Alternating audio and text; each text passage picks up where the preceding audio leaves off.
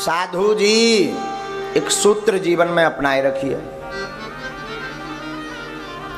महापुरुष बड़ी बात कहते हैं, प्रथमेन अर्जितम विद्याम द्वितीयम न अर्जितम धनम तृतीयम न अर्जितम पुण्यम चतुर्थे किम करिष्यति। महापुरुष कहते हैं भैया,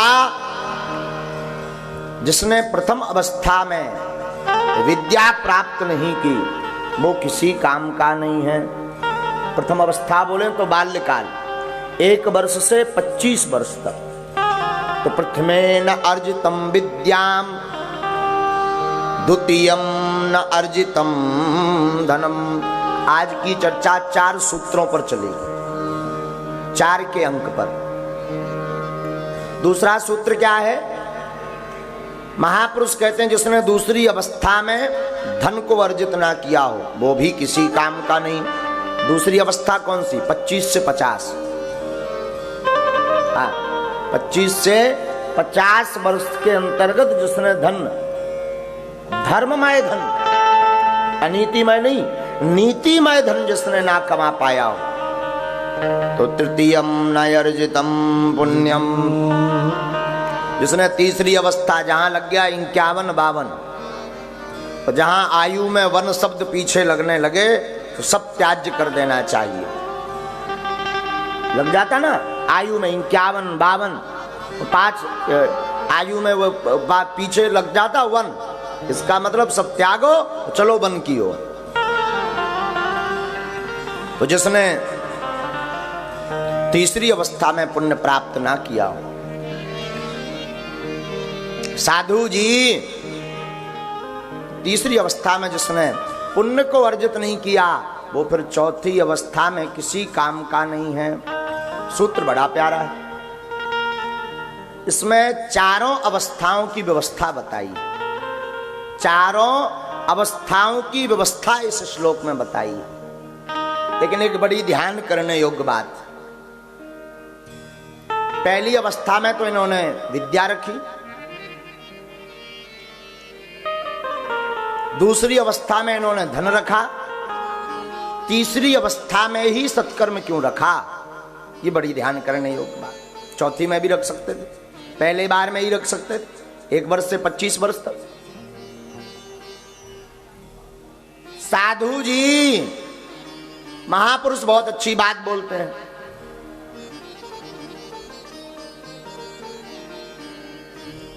महापुरुष कहते हैं तीसरी अवस्था में सत्कर्म रखने का मूल कारण है, मानो महापुरुष कहना चाहते हो जिसने प्रथम, द्वितीय और तृतीय इन तीनों में कभी भी राम का नाम नहीं लिया, सत्कर्म नहीं किया, पुण्य काम अर्जित नहीं किया, तो चतुर्थे किम करिष्यति, पर वो चौथी अवस्था में कुछ भी नहीं कर सकता है।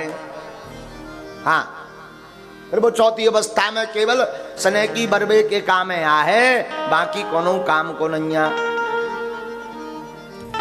अच्छा बड़ी बात तो जे खाल भी काम नहीं आउत आदमी की, पशुओं की तो खाल भी काम है आ जात, मृदंग बनावे के काम है, ढपली बनाने के काम है।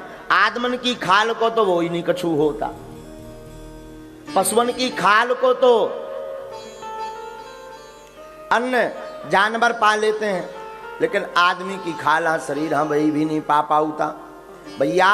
इसलिए स्मरण रखिएगा कि आप तीनों अवस्थाओं में हरि नाम जप करिए, सत्कर्म करिए, भगवान नाम जप करिए, यही जीवन का सार है, बाकी सब बेकार है। बोलो श्री सीताराम भगवान की जय, श्री रामचरितमानस की जय, कलयुग की वेतरणी नैया की जय। ये 4 सूत्र हैं आज के।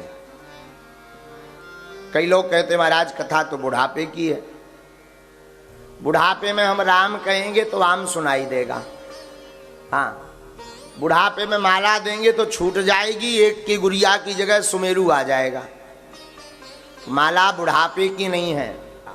जब आप जाग जाओ तभी सवेरा है। और 4 के अंक पर हम चर्चा करने वाले थे। रामायण में वैसे तो अनेक लोगों ने श्राप दिया रावण को, फिर भी महापुरुषों ने 4 श्रापों का वर्णन विशेष रूप से किया। रावण का विनाश 4 लोगों के श्राप के कारण हुआ। रावण को 4 लोगों ने विशेष श्राप दिया। रावण की पत्नी मंदोदरी, मंदोदरी की बड़ी बहन का नाम था माया। पहला श्राप जिससे रावण को मिला वो सुनिए। 4 लोगों ने रावण को श्राप भी दिया। रावण की पत्नी मंदोदरी, पत्नी की बड़ी बहन जिसका नाम था माया।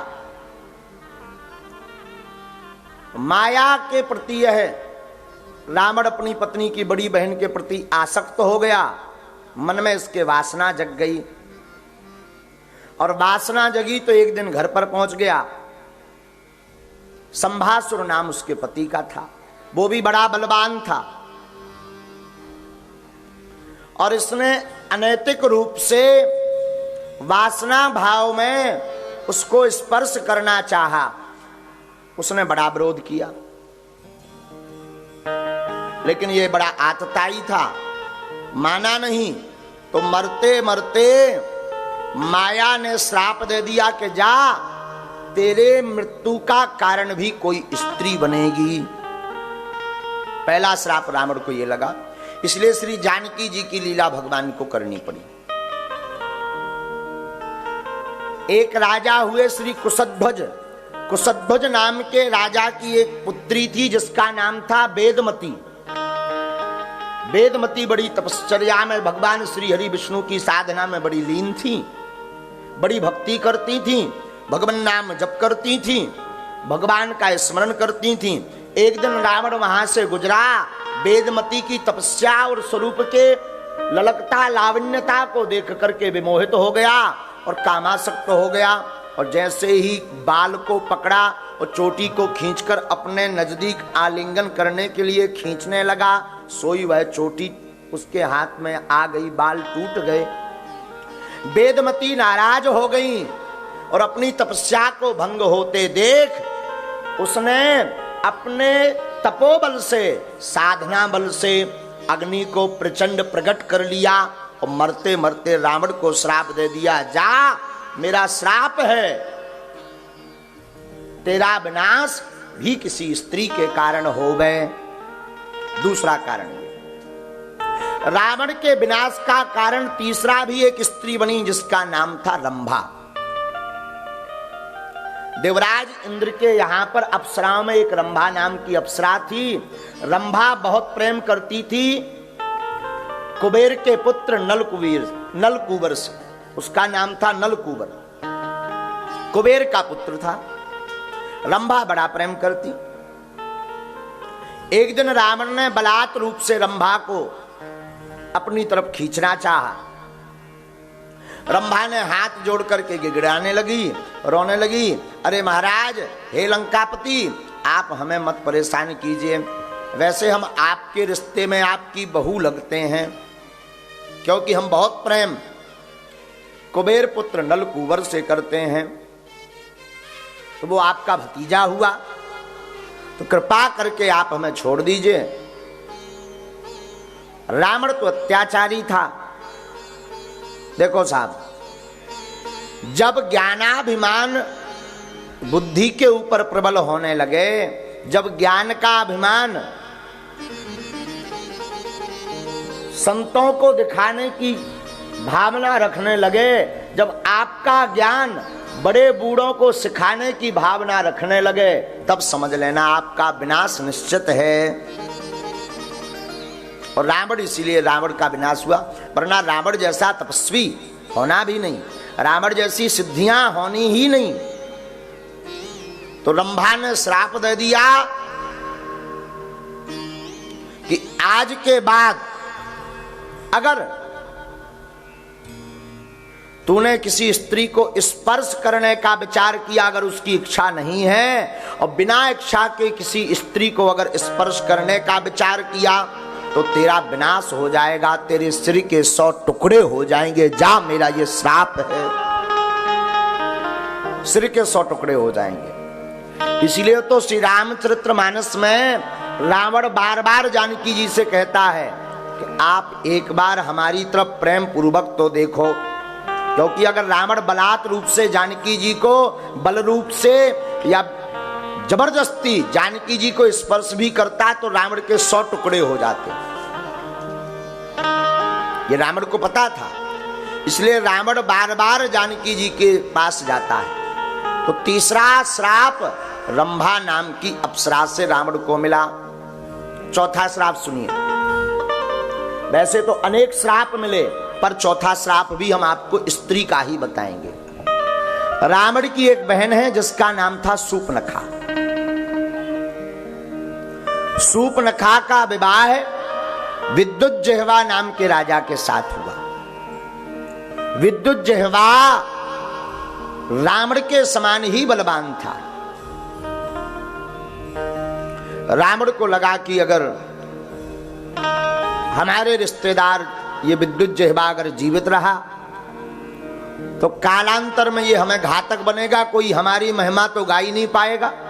जो आतताई होते हैं वो कंपटीशन वाले को पहले नाश करना चाहते हैं। हाँ, और ध्यान दीजिएगा, एक ही काम, एक जैसा काम अगर दो लोग कर रहे हों तो स्वभाववश ईर्षा मन में प्रकट हो जाती है। लेकिन उसी व्यक्ति के अंदर ईर्षा प्रकट होती है जिसकी मति मारी जाती है, क्योंकि सबको राम जी चला रहे। जब तुम्हें राम जी चला रहे तो उनको भी राम जी चला रहे हैं। इसलिए कभी भी जीवन काल में आप जैसा कोई अगर काम कर रहा हो, सेवा कर रहा हो, बिजनेस कर रहा हो, व्यापार कर रहा हो, तो आपको उससे ईर्षा नहीं रखनी चाहिए, क्योंकि जितने तुम्हारे भाग्य में है, जितना तुम्हारा पुरुषार्थ है, वो काऊ के बाप में दम नैया क्यों ले जाए। बोलो सीताराम। लेकिन रावण को लगा कि विद्युज्जिह्वा कल के दिन बड़ा महिमा मंडित होगा, हमें कोई पूछेगा नहीं। सोई रावण ने विद्युज्जिह्वा को छल पूर्वक मार दिया। और जैसे ही छल पूर्वक मारा और शूर्पणखा को पता लगा तो रावण की सगी बहन शूर्पणखा ने संकल्प कर लिया कि जब तक हम अपने भाई का संपूर्ण विनाश नहीं करवा देंगे तब तक चैन से नहीं बैठेंगे, और जा तेरा भी विनाश हो। ये 4 स्त्रियों के कारण रावण का विनाश हुआ।